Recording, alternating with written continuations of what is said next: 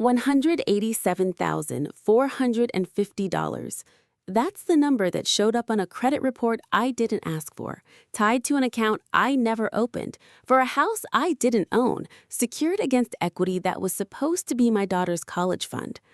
I found out I was $200,000 in debt on a Tuesday afternoon, sitting in a mortgage broker's office, watching a loan officer's face change from friendly to confused to careful. She turned her monitor toward me and said 4 words that split my life into a before and an after. "Ma'am, this is concerning." The name of that account wasn't mine, but the signature was, or at least it was supposed to look like mine. I want you to sit with that number for a second, $187,000, because by the end of this story, you're going to understand exactly how someone I trusted with my mother's dying wishes, someone who sat next to me at Thanksgiving for 30 years, someone who called herself family, systematically, patiently, and legally on paper stripped me of nearly $200,000 over 3 years. She thought the paper trail would protect her. She thought I was too busy, too trusting, too nice to ever check. She was wrong. This is the story of how I became my own detective, built a case file thick enough to put her in front of a judge, and got back every single dollar the law would let me take back, plus the ones it wouldn't. My name, for the purposes of this story, is Mara, and this is what happened when I stopped giving and started fighting. Before we go further, I want to be straight with you about what this story is and isn't. This isn't a story about a stranger who scammed me on Facebook Marketplace. This is something harder to talk about and, honestly, harder to live through. Financial betrayal by someone with a key to my house and a chair at my dinner table. If you've ever lent money to a family member and had that sick feeling that you'd never see it again, or worse, if you've ever discovered that someone you loved was using your name, your credit, or your trust as a personal ATM, you are going to see yourself in parts of this story. Today's story is about greed. It's about betrayal wrapped in the language of family loyalty. And it's about what it actually takes, legally, financially, and emotionally, to get every single dollar back. If you're new here, this channel covers real financial fraud cases, how people uncovered them, and exactly how the justice system responded, the wins, the frustrations, and the loopholes. If that's useful to you, subscribe, because next week's case involves a fake inheritance and a notary who lost his license over it. Let's get into it. 3 years before that day in the mortgage office, I was 34 years old, recently divorced, and finally getting my financial house in order. I want to give you the numbers because numbers are the spine of this story. After my divorce settled, I walked away with $94,000 in home equity from the sale of the house my ex-husband and I owned together, a 401k worth about $61,000, and a modest but steady freelance graphic design income averaging $58,000 a year. I had no credit card debt, my credit score was 782, I was, by every conventional measure, financially stable for the first time in my adult life. I had a 7-year-old daughter, Josie, and I was determined to build something solid for the two of us. I tell you all of this not to brag, but because it matters later, because everything that was taken from me was something I had built, alone, through years of freelance invoices and budgeting spreadsheets and saying no to vacations so I could max out a retirement account. This wasn't inherited wealth. This wasn't a windfall. This was earned, dollar by dollar, and that's exactly why what happened next cuts so deep. My mother, for context, had never had much money of her own.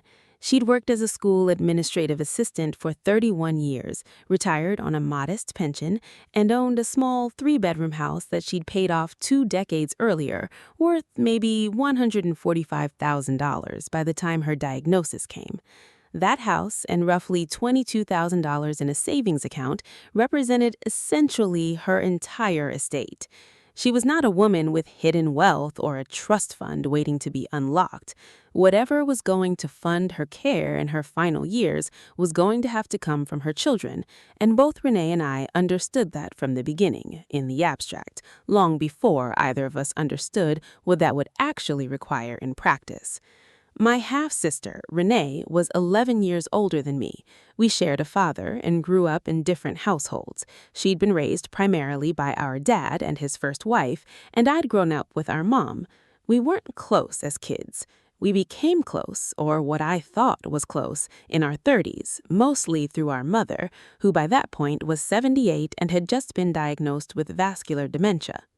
Renee had always presented herself as the responsible one. She'd tell people she practically raised herself, that she'd worked her way up from a receptionist job to running the front office of a small property management company.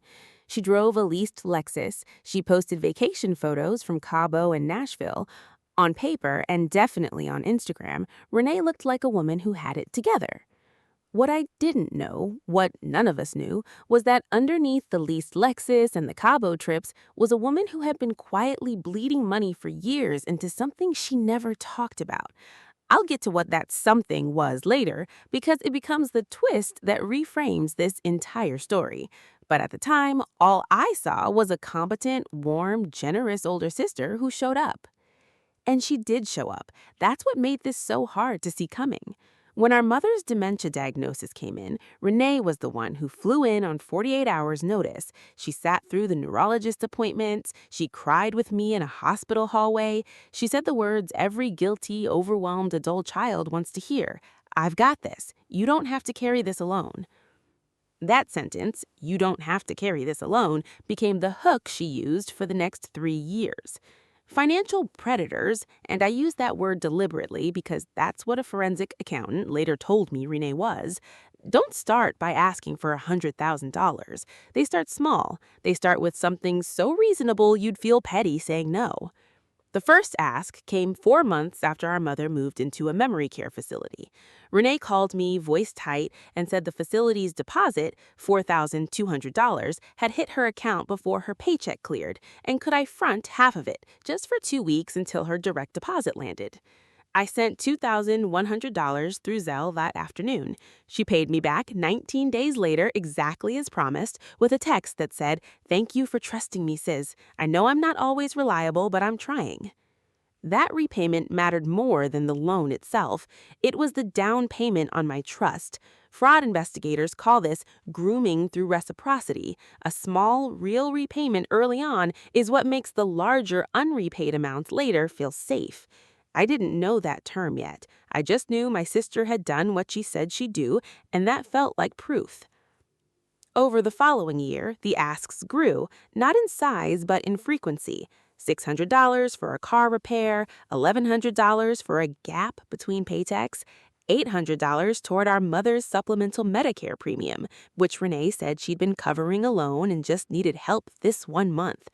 Every single ask came with a story that was plausible, specific, and emotionally loaded, usually tied back to our mother's care. And every single ask for that first year came with a repayment, sometimes partial, sometimes late, but always something. By the time Renee asked me to become a joint signer on what she called Mom's Care Account, the account we were using to pay the memory care facility's $6,800 monthly bill, I had already sent her and been repaid for roughly $9,000 in small loans. I felt like we were a team. I remember the specific conversation where she proposed the joint account. We were sitting in my kitchen, and she said, almost apologetically, "I hate asking you this, but it would be so much easier if we both had access, so you're never waiting on me to forward you a statement or explain a charge. Full transparency, both ways." I remember feeling relieved by that framing. It sounded like she was offering me more oversight, not less. In practice, because the account lived at a credit union I never used and never had reason to log into, full transparency meant I had theoretical access I never actually exercised, while Renee had practical, exclusive, daily control. There was also a specific rhythm to how she asked for money that I only recognized in hindsight. She rarely asked directly for a dollar amount out of nowhere. She would mention a stressor in conversation, a facility invoice, a car repair, a utility bill, Let it sit for a day or two without any explicit ask, and then, when I offered to help, act genuinely reluctant to accept, which made me feel like helping was my idea rather than hers. No, no, I'll figure it out, she'd say, and I'd insist, and she'd eventually, gracefully accept. That reluctance, then acceptance pattern, I'd later learn from the fraud counselor I worked with, is a well-documented technique. It removes the appearance of solicitation, which makes the eventual ask feel less transactional and more like an organic act of family generosity that the target initiated themselves. Looking back now, with the case file I eventually built spread across my dining room table, I can point to the exact moments where the story should have cracked open for me. I'm sharing them because if you've lent money to family, you've probably seen versions of these same signs. Red flag 1. She never let me see her own bank statements.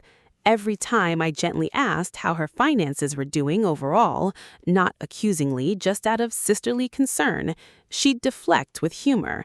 "Girl, don't ask, it's a mess," she'd say and laugh it off. I read that as embarrassment. It was actually concealment. Red flag 2. The care account was structured oddly from the start.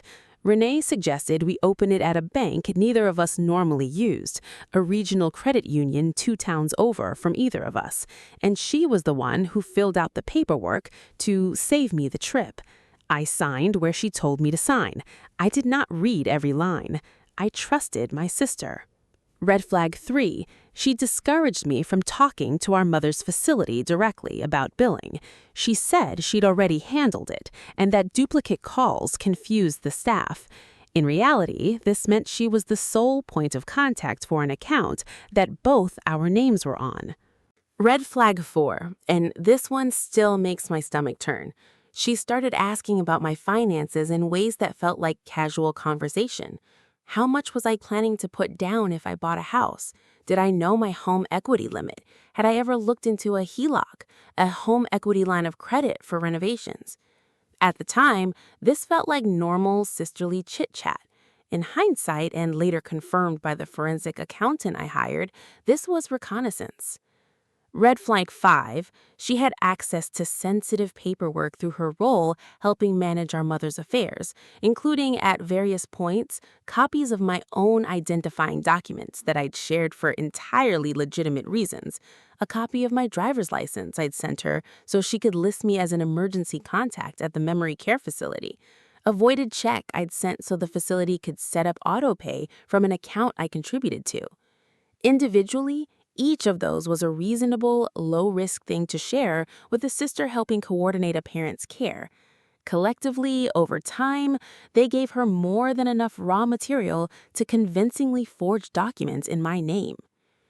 Red flag 6, which I only recognized as a pattern after building my timeline, her explanations always contained just enough specific, verifiable detail to feel credible, while remaining just vague enough to resist follow-up.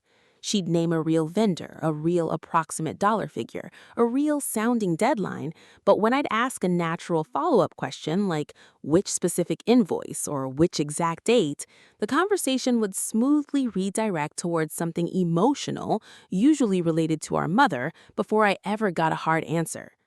The real damage started 18 months in when Renee pitched me on Pulse Studio, a boutique fitness concept she wanted to open, a hybrid Pilates and recovery studio in a strip mall near her apartment. She had a business plan, she had a logo. She had, she said, a location already scouted and a landlord ready to sign if she could show proof of $40,000 in startup capital. She wasn't asking me for a gift, she was asking me to be a business partner, a 20% equity stake in exchange for $40,000, structured, she said, through an actual LLC with actual paperwork. It felt different from the earlier small loans. It felt like an investment, the kind of thing you're supposed to do. Put your money to work, diversify, support family, build generational wealth together. I want to be honest with you. I hesitated. I asked to see the business plan in detail. I asked about the LLC's operating agreement. Renee produced documents. Later, I'd learned some were legitimate filings and some were fabricated. And she brought her boyfriend at the time, a man named Trevor, into a video call to answer the harder financial questions because he supposedly had a background in small business lending. Trevor was smooth.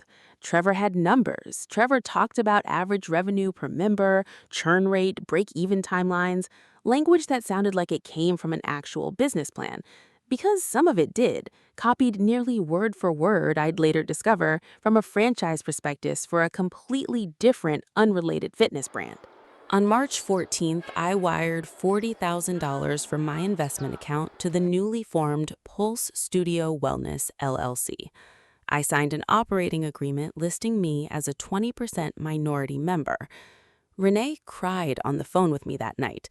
She said, "Mom would be so proud of us doing this together." That $40,000 was the first domino. It would not be the last. Over the following 18 months, 3 more capital calls would follow: $22,000 for equipment financing gaps, $31,000 when a supposed second location fell through and needed a lease buyout, and finally, the largest single transaction, a $67,000 draw against a home equity line of credit that I did not know had been opened in my name, using a notarized signature that was not mine, to cover what Renee described to the credit union as renovation costs on a jointly owned investment property. There was no investment property, there was no renovation, and there was, as I'd eventually discover, no functioning fitness studio generating real revenue at all. By the time I sat down in that mortgage broker's office to refinance my own primary residence, the total exposure, the money wired directly, plus the fraudulent HELOC balance, plus accrued interest and credit union fees, came to $187,450. And that's when I found the smoking gun. Except at that point, I didn't even know I was looking for one. I just knew something was very, very wrong. Let me walk you through that Tuesday, because every detail of it is burned into my memory. I was applying to refinance my mortgage to take advantage of a lower rate. Standard process: pull credit, verify income, verify assets. The loan officer, a woman named Diane, who I will be grateful to for the rest of my life, pulled my tri-merge credit report and went quiet for a beat too long. "Ma'am, this is concerning," she said, turning the monitor toward me. "There's a home equity line of credit opened 11 months ago through Heartland Regional Credit Union. Current balance, $64,200. It's showing 30 days past due." I told her that had to be a mistake. I'd never applied for a HELOC. I didn't even bank with Heartland Regional. Diane pulled up the details. The account listed 2 borrowers, Renee Calloway and me. I remember the specific physical sensation, a cold drop through my chest, like the floor of an elevator giving out. I asked Diane to print everything she had: application date, loan officer of record, the address listed for the collateral property. The collateral property was my house. The house I owned outright, no mortgage, paid off as part of my divorce settlement, the single largest asset I had. Someone had pledged my home as collateral for a loan I never applied for, and it was already in default. I want to describe what the next hour in that office actually felt like because I think it matters more than the summary version. Diane, to her enormous credit, didn't rush me. She printed the full trade line detail: origination date, original loan amount of $70,000, current balance of $64,200, a payment history showing 3 on-time payments followed by 2 consecutive missed payments. She asked if I wanted her to walk me through a formal dispute process right there, or if I needed a minute first. I needed a minute. I remember sitting in the parking lot afterward, engine off, just staring at the printed pages on the passenger seat, doing the kind of mental math you do when you're trying to convince yourself there's an innocent explanation. Maybe it was identity theft by a stranger, and Renee's name being listed was some kind of clerical error. Maybe the credit union had made a mistake matching accounts. I called Renee from that parking lot, and her first reaction, a deed of silence, just slightly too long, followed by, "Wait, what account? Let me pull it up," is a beat I replayed more times than I can count. It was the sound of someone buying 2 seconds to decide which version of the truth to tell. She told me, that first phone call, that it must be some kind of mix-up with the bank, and that she'd call them first thing tomorrow to sort it out. She never made that call. I know this because weeks later, as part of my formal dispute, Heartland Regional confirmed in writing that no inquiry from Renee regarding the account's accuracy had ever been logged.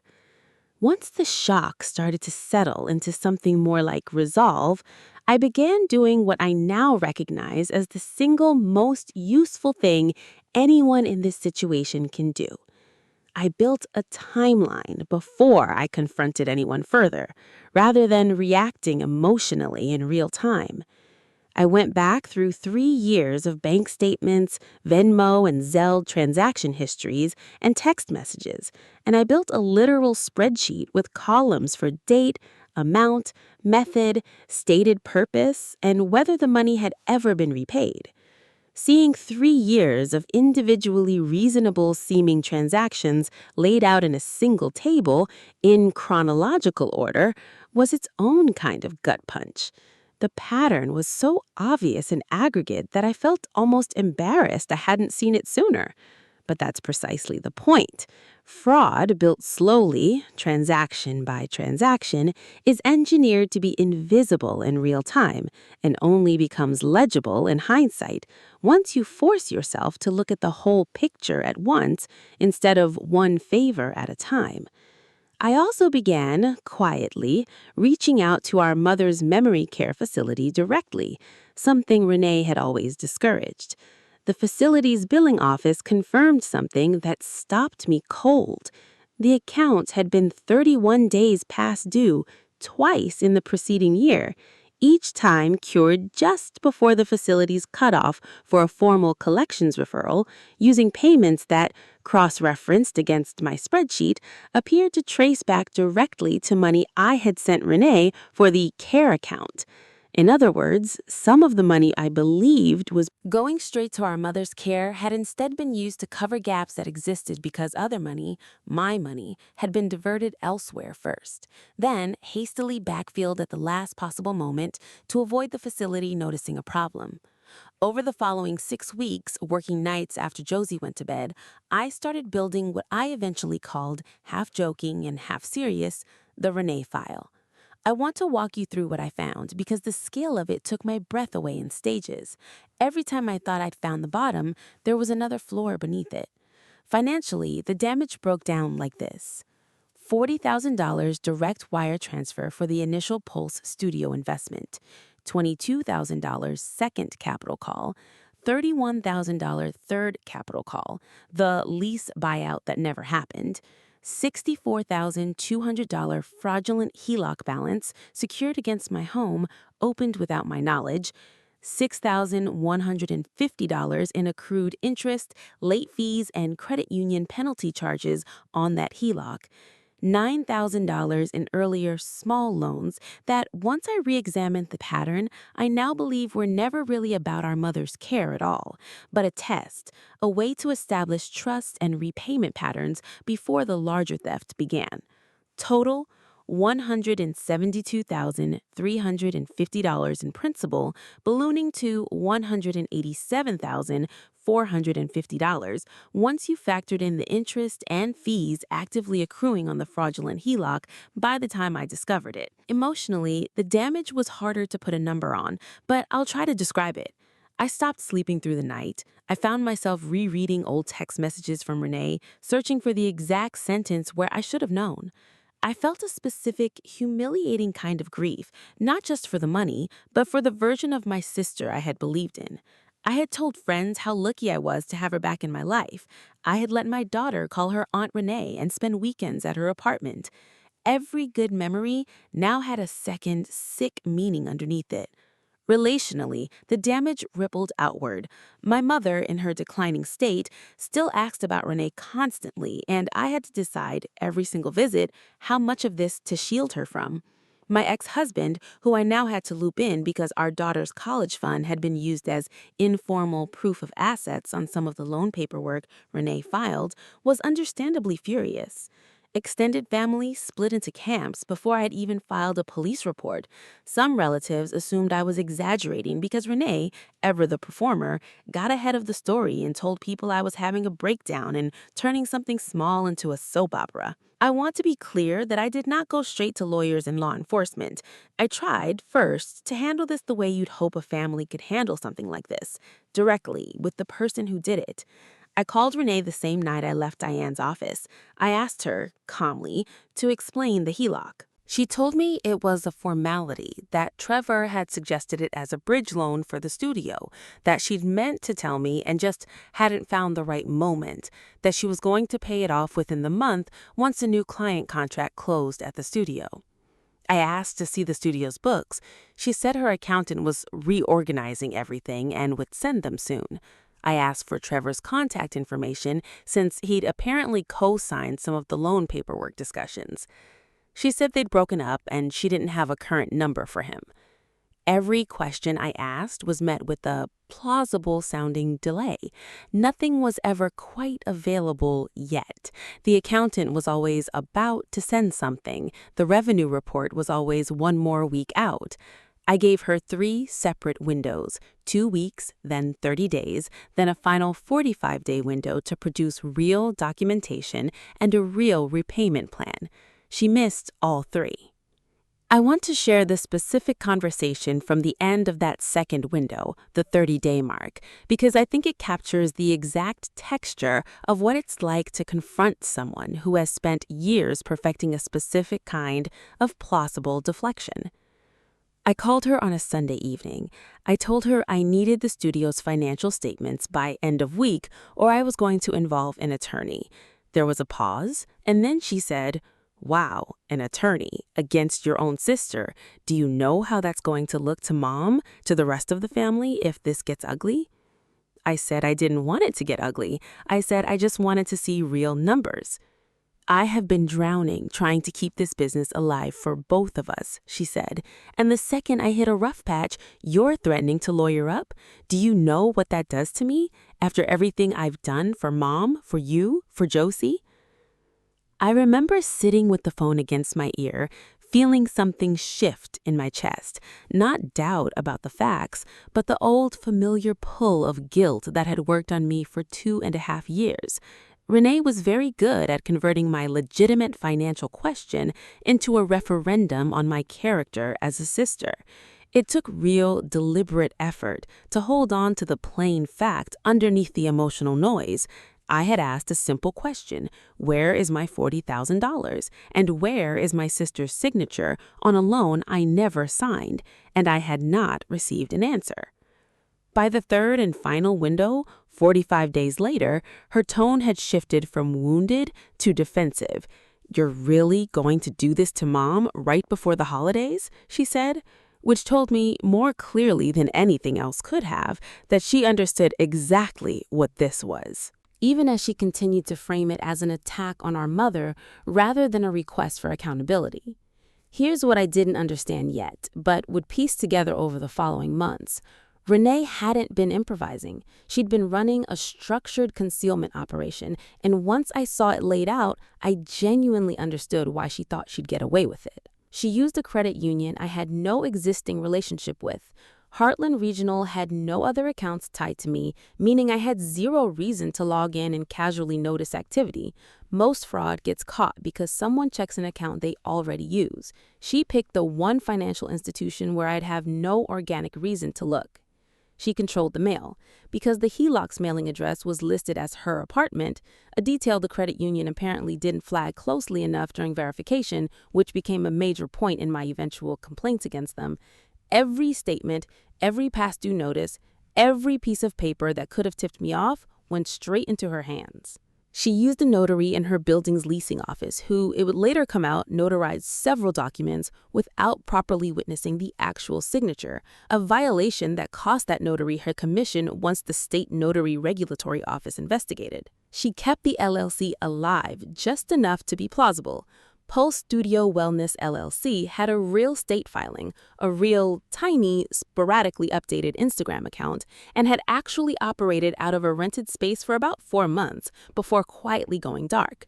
Just enough of a paper trail that anyone doing a surface-level check would see, yes, this business exists. And here's the detail that made me feel the coldest. She'd apparently done a smaller, earlier version of this exact playbook with an ex-boyfriend's mother, 5 years before I ever got involved, for about $18,000. I only found this out later during the investigation when a woman named Carol reached out to me after seeing a local news mention of my case.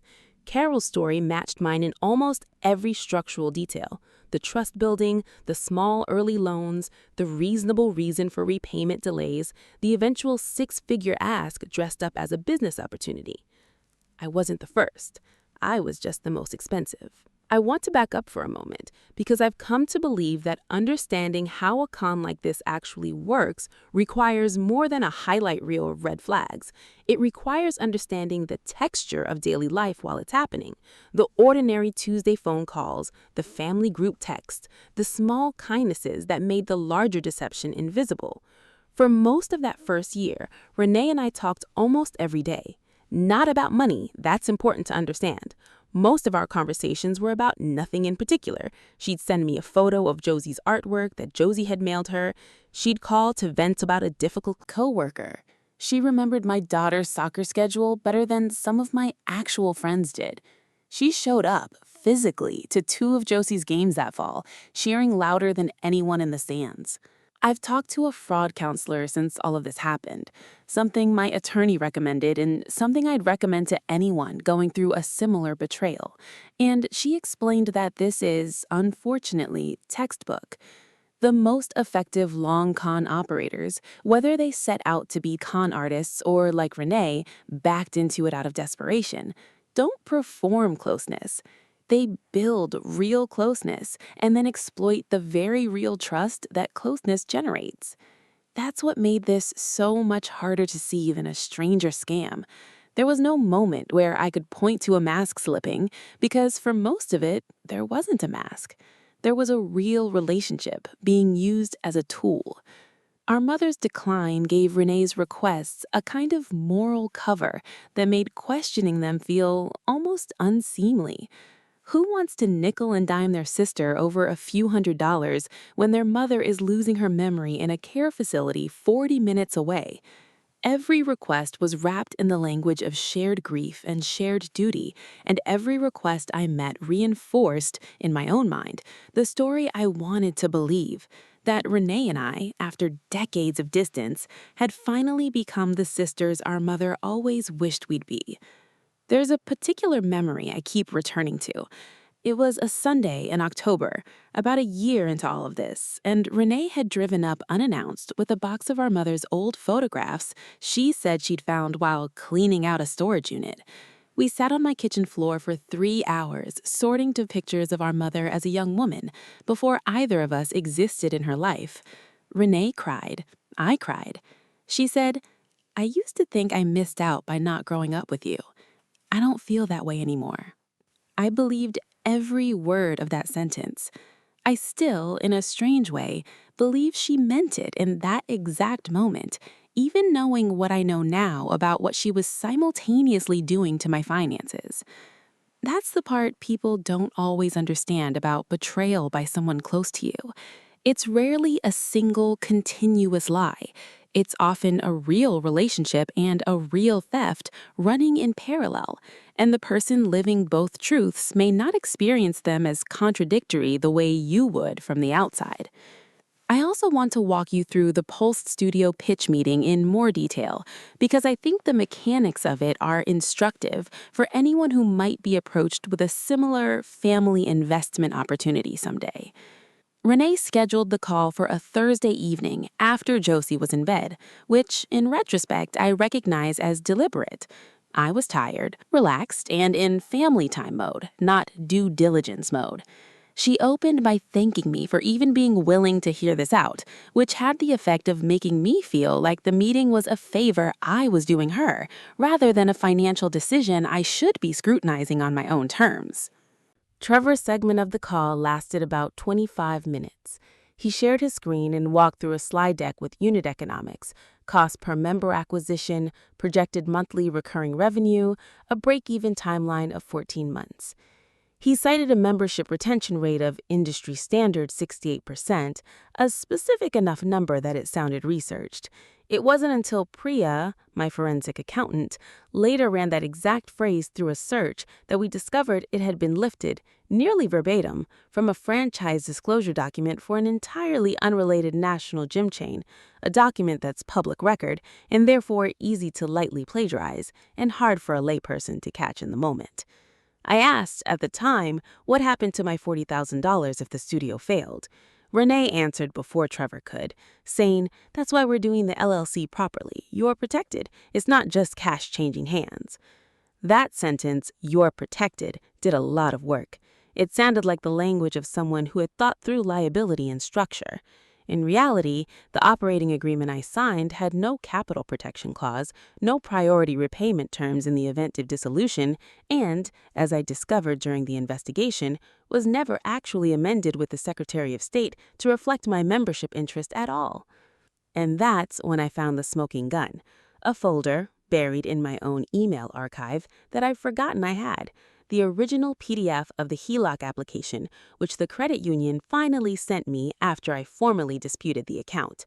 My signature on that application was traced, badly, from a check I'd written Renee 2 years earlier for one of those early small loans. You could see it if you overlaid the two images, same shape, same slight leftward slant on the M, same pen lift in exactly the same place. It wasn't a skilled forgery, it was a lazy one, and that laziness is exactly what would make it provable. I want to tell you something that surprised me about this entire ordeal. The moment I stopped trying to resolve this as a hurt sister and started treating it as a case to build, I felt better. Not less angry, not less betrayed, but less helpless.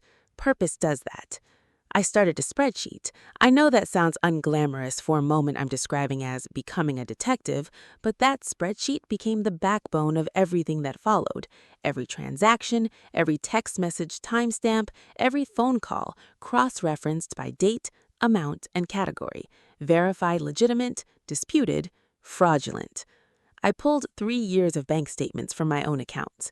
I requested, through a formal written dispute, the complete loan file from Heartland Regional Credit Union, which under federal regulations tied to fair lending and dispute resolution, they were required to produce within a defined window once I formally contested the account as fraudulent. I requested the LLC's full filing history from the Secretary of State's Business Registry, public record, free, and shockingly informative. It showed Renee as a sole registered agent, despite my supposed 20% membership interest never being filed anywhere as an official amendment to the operating agreement. On paper, in the state's own records, I didn't exist as an owner. My $40,000 had bought me nothing enforceable. This is the part of the story where I want to slow down, because if you are ever in this position, this is the roadmap that actually worked. Step 1. I froze what I could control. I placed a credit freeze with all 3 bureaus, Equifax, Experian, and TransUnion, to prevent any further accounts from being opened in my name. I closed the joint care account the moment I could after first documenting every transaction in it. I changed every password Renee could conceivably know or guess. Step 2, I requested my own full credit report and disputed the fraudulent account directly, citing the Fair Credit Reporting Act. This started a formal investigation clock at the credit bureaus and forced Heartland Regional to respond with documentation. Step 3. I hired a forensic accountant. Her name was Priya, and she was worth every cent of the retainer, which was $4,500 for the initial engagement, money I resented spending on top of everything I'd already lost, but which paid for itself within the first week.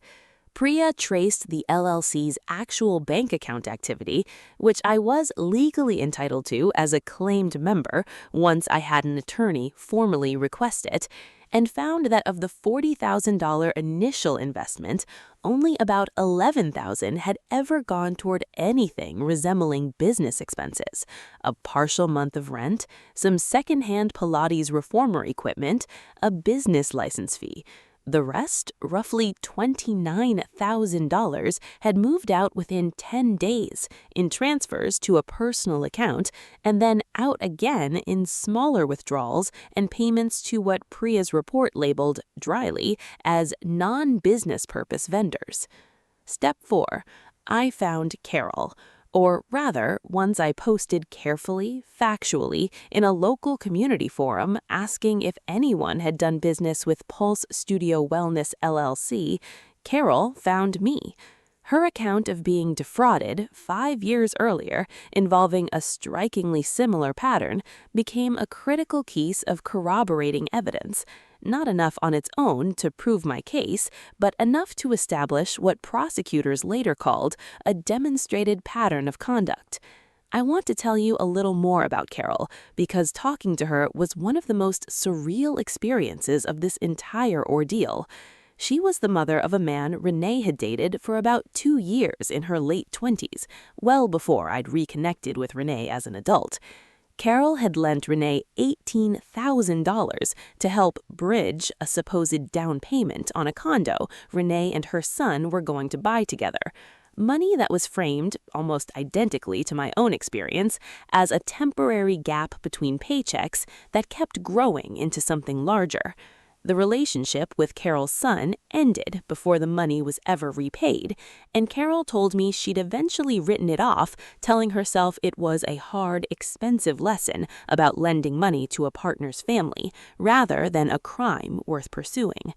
When Carol and I compared notes over coffee, sentence by sentence, we realized Renee had used almost identically structured language with both of us years apart.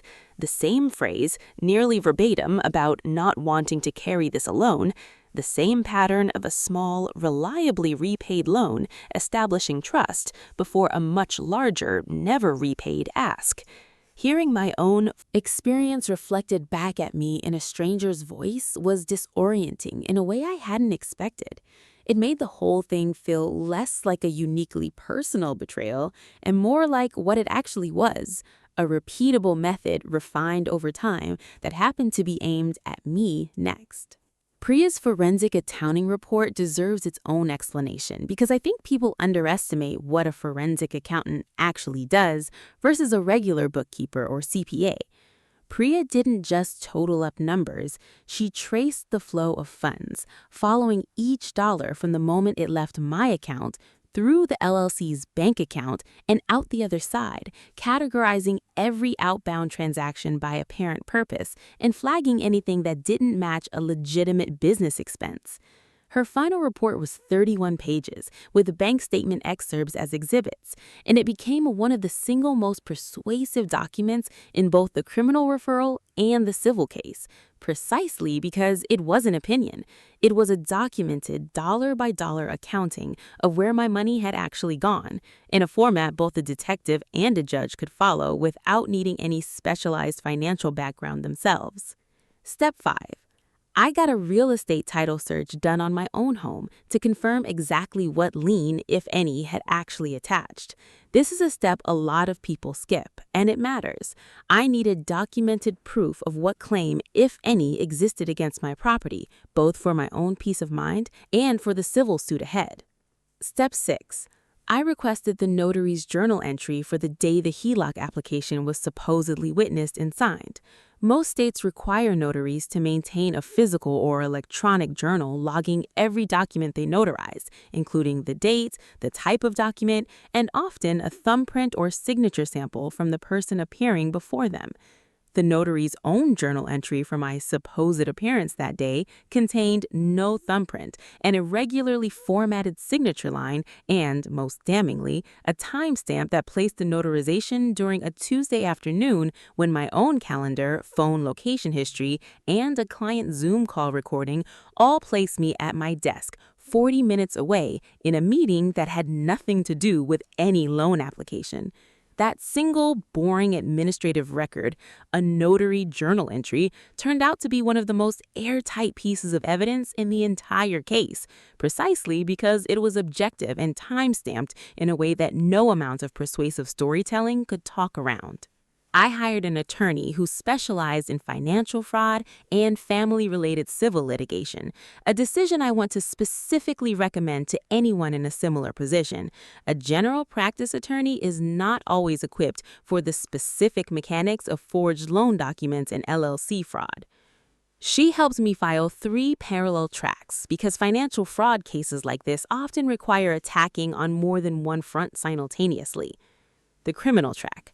I filed a police report with my local department, which after reviewing the forged notarized signature and the traced signature evidence, referred the case to the county district attorney's financial crimes unit. Because the HELOC involved a federally insured credit union and the wire transfers for the LLC crossed state lines, Trevor, it turned out, had been living in a different state when some of the capital call instructions were sent. My attorney also helped me file a complaint with the FBI's Internet Crime Complaint Center, IC3, since wire fraud crossing state lines can fall under federal jurisdiction, and with the FTC, which tracks patterns of fraud even when it doesn't always directly prosecute individual cases. The civil track. My attorney filed a civil suit against Renee for fraud, conversion, and unjust enrichment, and separately, we filed a formal dispute and threatened litigation against Heartland Regional Credit Union for negligence in verifying the HELOC application, specifically for failing to adequately confirm my identity and signature given industry standard verification protocols. The criminal track. My detective assigned to my case, a mid-career officer in the department's financial crimes unit, was direct with me from our first meeting. He explained that cases involving family members are historically underreported and underprosecuted, partly because victims often decline to cooperate once emotions cool, and partly because these cases require more documentation than a typical fraud case to establish criminal intent rather than a loan gone bad. He told me, almost as a challenge, that if I wanted this taken seriously, I needed to bring him a file that made the criminal intent undeniable, not just proof that money changed hands, but a proof that misrepresentations had been knowingly made and a signature knowingly falsified. That conversation reshaped how I approached the rest of the investigation. I stopped thinking of my spreadsheet as something for my own peace of mind and started building it as something that could be handed to a stranger with no context and still tell an unambiguous story. My attorney helped me organize what eventually became a bound exhibit binder. Timeline, bank records, the traced signature comparison, the LLC filing discrepancies, Priya's forensic accounting report, and Carol's corroborating statement, nearly 200 pages by the time it was finished. Before the criminal plea was finalized, my civil case reached the deposition stage, and I want to share this because it's a part of the process most people never see depicted accurately. A deposition is sworn testimony taken outside of court, recorded by a court reporter, where each side's attorney can question witnesses under oath ahead of a potential trial. Sitting across a conference table from Renee, both of us represented by counsel, both of us aware every word was being transcribed, was one of the strangest experiences of my life. My attorney walked through the timeline methodically, the early small loans, the care account, the Pulse Studio capital calls, the HELOC application. Renee's answers shifted between "I don't recall," the specific date, and on the signature question specifically, an admission that stunned even her own attorney. She said she had signed my name on the HELOC application herself, believing at the time she'd be able to make it right before it ever became an issue. That single admission, given under oath, made the rest of the case move considerably faster. Once it was on the record in a sworn deposition, the negotiating leverage shifted decisively, and both the criminal plea discussions and the civil settlement talks accelerated within weeks. I don't want to make this sound like a clean, linear march toward justice, because it wasn't.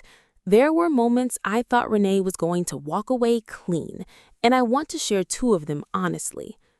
Near miss 1. About 2 months into the investigation, Renee's attorney sent mine a letter offering a private settlement, $30,000 paid over 2 years, in exchange for me dropping all criminal referral cooperation and signing a non-disclosure agreement. It was tempting. I was exhausted. $30,000 guaranteed felt safer than the uncertainty of a trial that might net me nothing. My attorney was honest with me. She said that offer told her Renee was scared, and scared meant we had leverage, not that we should fold. I said no. Near miss 2. Renee attempted to transfer the title of her leased Lexus, which, as a lease, wasn't actually hers to transfer, but she tried anyway, apparently attempting to also move funds out of a secondary savings account into a cryptocurrency exchange account the week after she was formally notified of the civil suit. My attorney had, fortunately, already filed for a pre-judgment asset freeze the same week, anticipating exactly this kind of move. The freeze went through with about 4 days to spare. Priya, the forensic accountant, later told me this was textbook, that dissipating assets the moment someone senses legal jeopardy is one of the most common things fraud perpetrators attempt, and one of the most important reasons to move quickly with an asset freeze rather than waiting. Near miss 3, and this one still makes me uneasy to describe. About 3 weeks after the civil suit was filed, Renee reached out to our mother's memory care facility directly, attempting to have herself added as the sole point of contact and, more alarmingly, attempting to initiate paperwork to become our mother's financial power of attorney, using a durable power of attorney form our mother had signed years earlier under murkier circumstances that Renee had apparently kept a copy of. Had that gone through, it would have given Renee legal authority over our mother's remaining $22,000 in savings and any future decisions about her care funding. At the exact moment, Renee was under criminal investigation for financial exploitation of a different family member.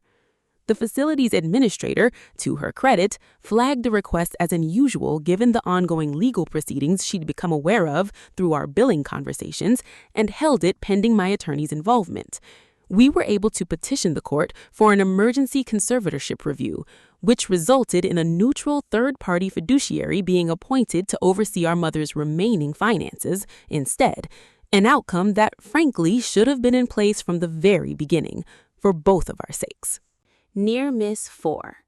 During the plea negotiation phase, Renee's attorney attempted to argue that several of the larger transfers, particularly the $31,000 lease buyout, should be recharacterized as gifts rather than fraudulently obtained funds, which would have significantly weakened the restitution claim. This argument nearly gained traction until my attorney produced a text message preserved in my phone's backup where Renee had explicitly referred to the $31,000 as the loan for the second location, directly contradicting any claim that it had been offered or understood as a gift. That single text message, 11 words, sent 18 months before I ever thought to save it as evidence, closed off what could have been a significant reduction in the restitution I was ultimately owed. And that's when I found the smoking gun that actually broke the case wide open in the criminal track. Buried in the discovery documents Heartland Regional was compelled to produce, there was an internal email between 2 credit union employees, sent the day after the HELOC funded, flagging that the co-borrower's signature doesn't match file specimen on a record. Recommend hold for verification. The hold was never placed. Someone had either missed it, ignored it, or, as my attorney argued in our negligence claim, prioritized closing the loan over verifying it.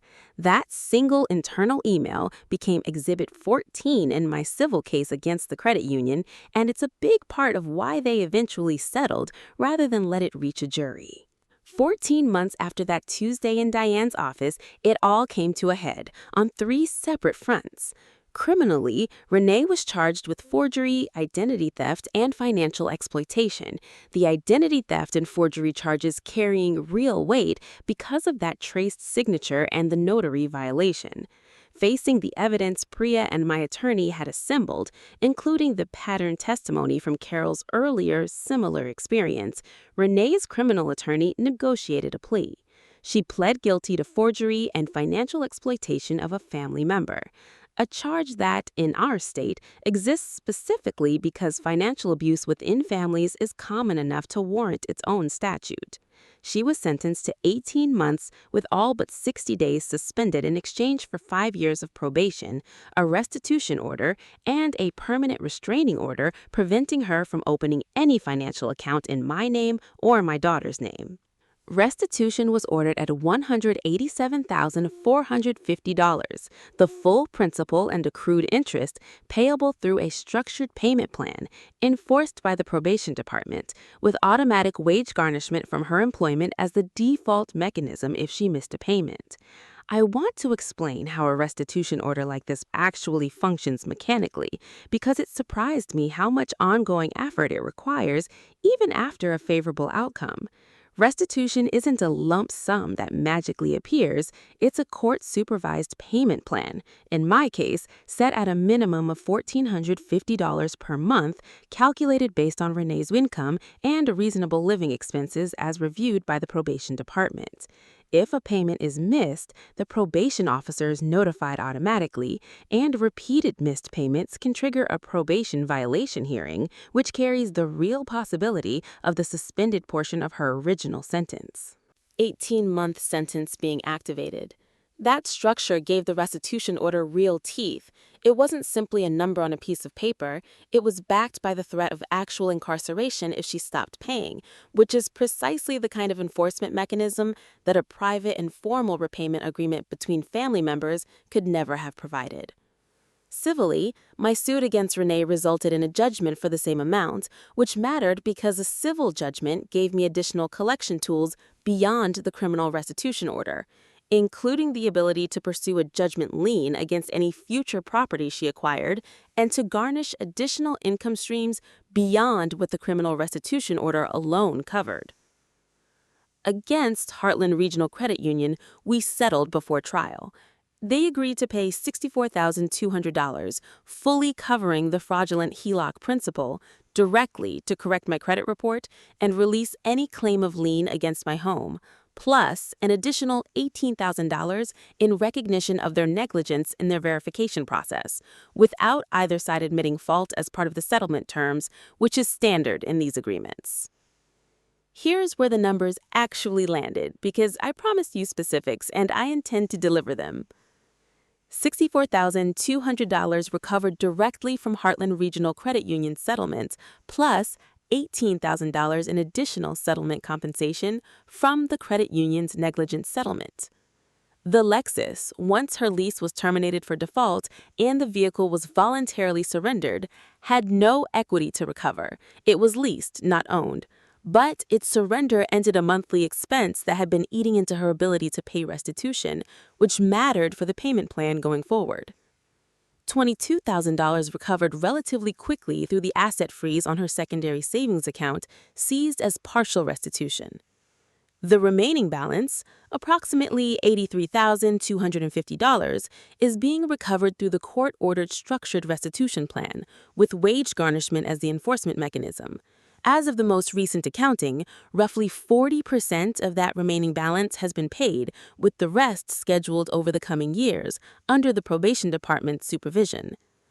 In total, between the settlement, the seized assets, and the restitution plan, I have recovered or have court-enforced claims to the full $187,450 plus the additional $18,000 in compensation from the credit union's negligent settlement, meaning that when the restitution plan concludes, I will have recovered more than what was originally stolen. I want to be transparent that this outcome is better than what many victims of family financial fraud actually experience, and I don't want to present it as a guaranteed result. My attorney was candid with me throughout that a meaningful percentage of restitution orders in cases like this go partially or substantially unpaid, particularly when the person ordered to pay has limited income or files for bankruptcy protection, which can complicate but not eliminate restitution obligations depending on the specific type of debt and jurisdiction. What made my recovery more complete than average, according to both my attorney and Priya, was a combination of three factors working together: a provable paper trail strong enough to force a plea rather than a drawn-out trial, a viable negligence claim against a third party, the credit union, with actual insurance and resources to pay a settlement, and an early asset freeze that prevented Renee from dissipating what limited liquid assets she had before a judgment could attach to them. Any one of those three factors alone likely would have resulted in a significantly smaller recovery. Renee's case was covered by a local news outlet as part of a broader piece on family financial exploitation, particularly involving adult children and elder care funds, since the reporter connected our case to a growing pattern the county's financial crimes unit had been tracking. She wasn't named as the centerpiece of some viral story. This wasn't that kind of public shaming. But the case became part of the public record, and anyone who searches the county court's public docket by case number can find the plea, the sentence, and the restitution order. That mattered to me more than I expected it to, not because I wanted her humiliated in some dramatic, cinematic way, but because I wanted the record to exist. I wanted it to be true, permanently, in a system bigger than our family's private version of events, that this happened, and that it happened because of what she chose to do. I'd be leaving out an important part of this story if I didn't talk about what happened within our extended family once the plea became public record. It was not the unified, vindicating moments I'd quietly hoped for. Some relatives, once they saw the actual court documents rather than relying on secondhand family gossip, reached out with apologies for having doubted me during the months when Renee had been characterizing the dispute as my breakdown. My cousin Denise, who had initially texted me during the investigation to say I was tearing the family apart over money, sent a long, genuinely remorseful message after the sentencing, and we've since rebuilt a real relationship. That repair meant a great deal to me. Other relatives never came around.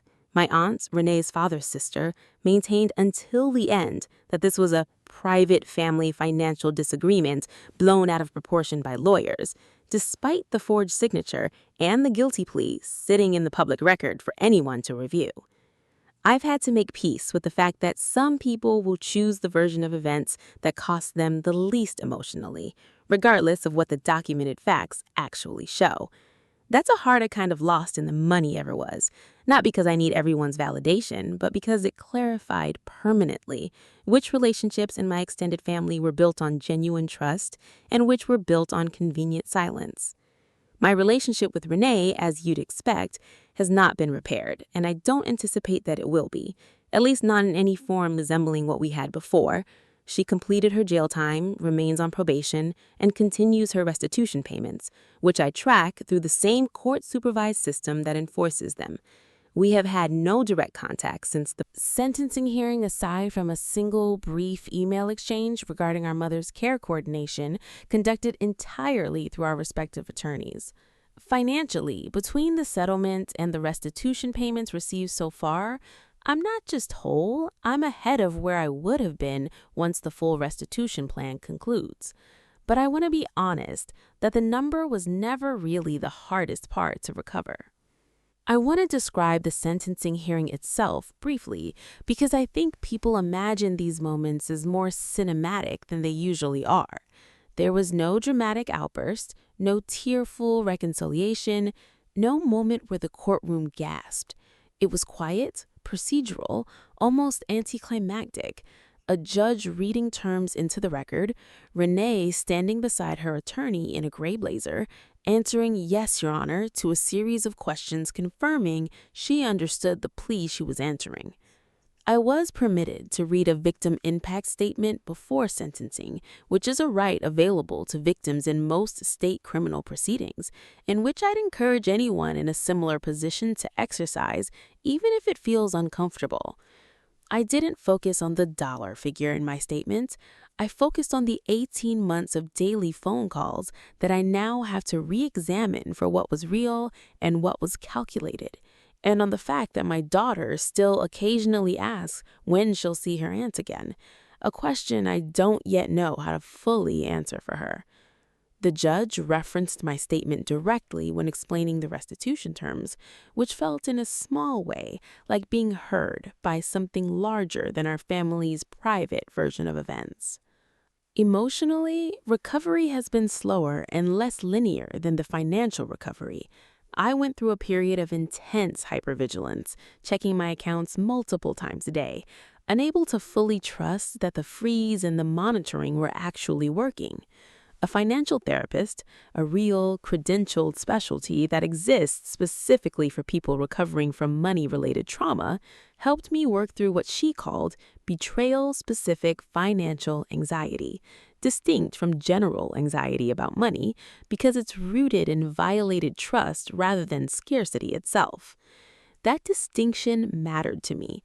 It wasn't that I suddenly feared not having enough money. It was that I no longer fully trusted my own judgment about who was safe to let close to my finances, and that took real, dedicated work to rebuild. One exercise she gave me early on was to write out, in plain language, exactly what had actually happened. No minimizing, no softening it into a misunderstanding between sisters, but a factual, unembellished account of what was taken and how. I found that surprisingly difficult to do at first. There's a strong, almost automatic pull towards softening language when the person who wronged you was family, a pull toward words like borrowed instead of stolen, complicated instead of fraudulent. Learning to use accurate language, even just in my own private journal, turned out to be a meaningful part of actually processing what had happened, rather than continuing to manage it emotionally on Renee's terms, the way I had for most of those 3 years. I now check my credit report through all 3 bureaus every single month. I keep a permanent credit freeze in place, lifting it only temporarily and specifically when I need it for a legitimate application. I have never again added a family member as a joint signer on any account, and I never will. I set up a separate, dedicated custodial account for Josie's college fund that requires 2-factor authentication I control exclusively, with no secondary signer at all. I also started, quietly at first and now more openly, talking to other people about what happened to me, which is, honestly, the reason I'm telling you this story right now. I promised you a twist, and here it is, because it recontextualizes everything you just heard. I always assumed, for most of the investigation, that the money had gone to lifestyle spending, the Cabo trips, the leased Lexus, general overspending. Some of it did. But Priya's forensic accounting and later information that came out through the criminal discovery process revealed something else. Trevor, the boyfriend who'd sat in on that first video call talking about churn rates and break-even timelines, wasn't running a legitimate small business consulting practice at all. He was running what investigators later described as an unregistered, informal trading operation, promising outsized returns on cryptocurrency and options trading to a small circle of people who trusted him, Renee included. A significant portion of the money I'd wired for Pulse Studio Capital calls, Priya traced roughly $58,000 of it, had actually been routed through Renee's accounts and into Trevor's trading activity, chasing losses that kept compounding. Renee, according to statements she made as part of her plea negotiation, genuinely believed for a period of time that Trevor's trading would generate enough return to quietly repay everything before I ever noticed, that she was borrowing against my trust the way someone borrows against a credit card, fully intending, in her mind, to pay it back before the bill came due. Trevor was never criminally charged in connection with my case specifically because the money that reached him came from Renee, not directly from me, and proving his knowledge of its fraudulent origin would have required a separate, harder case that the DA's office ultimately didn't pursue given resource constraints, though I understand from Carol and others that he has since been the subject of at least one other complaint filed with state securities regulators. I want to walk through how this piece of the puzzle actually surfaced, because it wasn't something I uncovered myself. It came out gradually through the criminal discovery process in ways that reframed nearly everything I thought I understood about the case. The first hint came from Priya's tracing of the vendor payments she'd flagged as non-business purpose. Several of them were transfers to a payment processor associated with a cryptocurrency exchange, routed first through Renee's personal account and then out again within a day or two, almost like the money was passing through her account rather than actually being spent by her. At the time, Priya's working theory was that this was simply a laundering step, moving money through crypto to obscure its trail. It wasn't until the criminal investigators subpoenaed Trevor's exchange account activity as part of building the broader case that a fuller picture emerged. Trevor had convinced Renee over the course of roughly a year that he had a proven trading strategy generating consistent 15 to 20% monthly returns, a return profile that, as my attorney later pointed out, should have been an obvious red flag to Renee herself, since no legitimate trading strategy sustains numbers like that. Renee, apparently, saw a handful of early, real payouts, much like I'd received real repayments on those first small loans, and that reinforced her belief that the strategy worked, right up until it stopped working and the losses began compounding faster than either of them could explain away. So in the end, my sister didn't take $187,450 to live a secretly lavish life, as satisfying as that villain story might have been to tell. She took it because she got pulled into a con of her own, believed she could out-earn her way out of the hole before anyone noticed, and used me, used our mother's care, used family loyalty, used the specific vocabulary of trust as the mechanism to keep funding a losing bet. It doesn't excuse a single dollar of it. The forgery was real. The theft was real. The 18 months of lies to my face were real. But it did change how I understood the shape of what happened. Not a cold, calculating predator from day one, but someone who made one desperate, dishonest choice and then had to keep lying, keep forging, keep stealing to protect the lie, until the scale of it became something she could never have repaid honestly, even if she'd wanted to. If you take one thing from this story, I want it to be this list: the specific, practical warning signs that, looking back, were visible the entire time. 1. Someone who asks small first and repays reliably before asking large. That early trust-building repayment pattern is one of the most effective and least suspicious tools a financial predator has, whether they're family or a stranger. 2. Reluctance to share full financial pictures, especially from someone who is simultaneously asking you for money. Genuine financial hardship and total secrecy about the rest of your finances rarely go together in good faith. 3. Being steered toward unfamiliar financial institutions or having someone else handle the paperwork on a joint account. Always open your own accounts, read every line before signing, and never let someone else complete an application on your behalf, even a family member you trust completely. 4.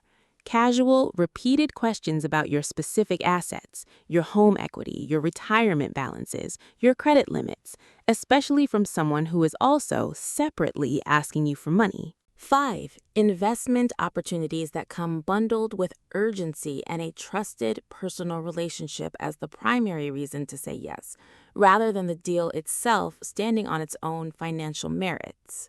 A few concrete steps. Based on what I now do and wish I'd done 3 years earlier. Check all 3 of your credit reports at least quarterly. You're entitled to free reports, and monitoring for unauthorized accounts is the single fastest way to catch fraud like this early. Consider a permanent credit freeze if you're not actively applying for new credit. Never co-sign or add a joint signer to any account, including a care account for a parent, without a written agreement specifying exactly who can withdraw, how much, and for what purpose. If you're investing in a family member's business, insist on the same documentation you'd insist on from a stranger, a properly filed operating agreement listing your actual ownership stake and ongoing access to real financial statements. And if something feels off, trust that feeling enough to ask a direct question and actually wait for a direct, verifiable answer, not just a plausible sounding delay. I also want to say something directly to anyone watching this who is currently in the early stages of what I went through. The small loans, the reasonable sounding requests, the person who always has a plausible explanation just slightly out of reach. You are not paranoid for wanting to see documentation. You are not a bad family member for asking for a repayment plan in writing. You are not betraying anyone by pulling your own credit report to check for accounts you didn't open. The people who have nothing to hide are, in my experience, the ones least bothered by being asked to show their work. It's worth noticing, carefully and without jumping to conclusions, when a request for documentation is met with irritation, delay, or a reminder of how much you supposedly owe them emotionally for even asking. I'd also encourage anyone managing a parent's or family member's care finances jointly with a sibling to set up something formal from day one, a shared view-only accounting spreadsheet, receipts required for every withdrawal over a set threshold, and if possible, a neutral third party like an elder care fiduciary or a family mediator involved early rather than after trust has already broken down. It feels excessive when everyone is getting along. It is exactly the structure that would have stopped this 3 years earlier, before a single dollar disappeared. I don't tell this story to make you distrust every family member who's ever asked you for help. Most people who ask for help are exactly what they seem to be, but I tell it because the cost of checking, pulling a credit report, reading the paperwork, asking one more question is so much smaller than the cost of not checking. I paid $187,450 to learn that lesson. I'd like you to learn it for free. If you've been through something like this, whether it was a stranger, a partner, or someone in your own family, I want to hear about it. What were the warning signs you saw in hindsight? Did you get any of it back? Tell me in the comments below. And if this story was useful to you, subscribe. Next week, I'm covering a case involving a fake inheritance, a forged will, and a notary who lost her license because of it. Thank you for watching. Protect your paper trail. Protect your peace.